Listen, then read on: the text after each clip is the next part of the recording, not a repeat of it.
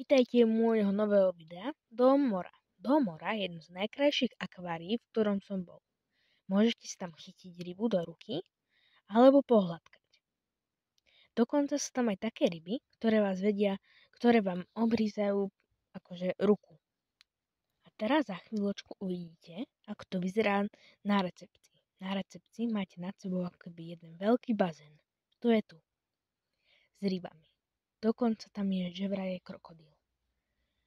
A toto je Raja, takto sa usmieva. To má iba takú tvár. Tu máte časť s hmyzom, kde sú dokonca aj mravce, ukázané, aké majú vlastne mraveniská a aj ako tam lezú. A toto bol had. Dali sme k nemu prst a on normálne vyšiel za ním. A toto je to, čo som už hovoril. My sme si najprv mysleli, že sú to pavúky, ale potom sme prišli na to, že sú to mravce. A že vraj toto bol kedysi bývalý bunker, aký je v Berlíne, kde sme sa minule chystali ísť. A tu už máte tunel, je ich tam viacej, vedú popod akvária. Vo veľa akvárií máte aj jedovaté ryby. A tu za chvíľočku máte časť, kde sú opice a iné zvieratá. Je to fakt pekné, odporúčam tam ísť rodinám s deťmi. Zabijete tam veľa času a odporúčam tam ísť aj na jeden deň.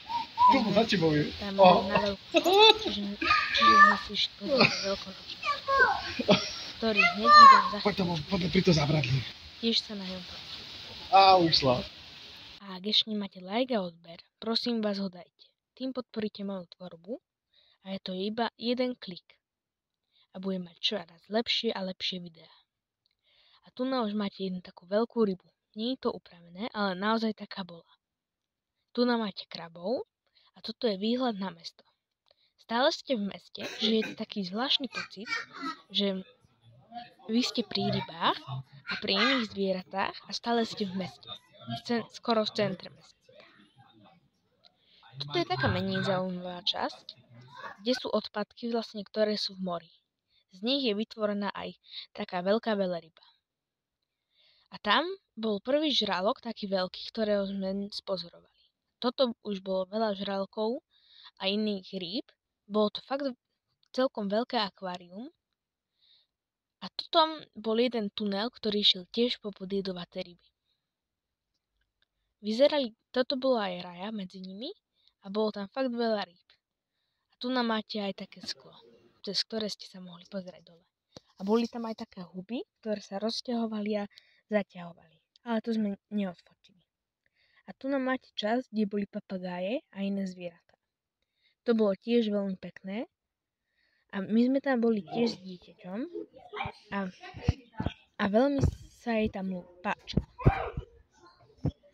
A ako hovorím, stále máte výhľad na mesto. Že viete si stať aj naplánovať cestu po Viedni. Máte tam aj hore reštauráciu, kde sa môžete zastaviť a pokúchať sa výhľadmi. A teraz pozrite sa na to, ako to vyzerá zhora. Je to veľmi pekné, ako som hovoril. Ponúka nádherné výhľady a tu hneď je tá reštaurácia. Oplatí sa.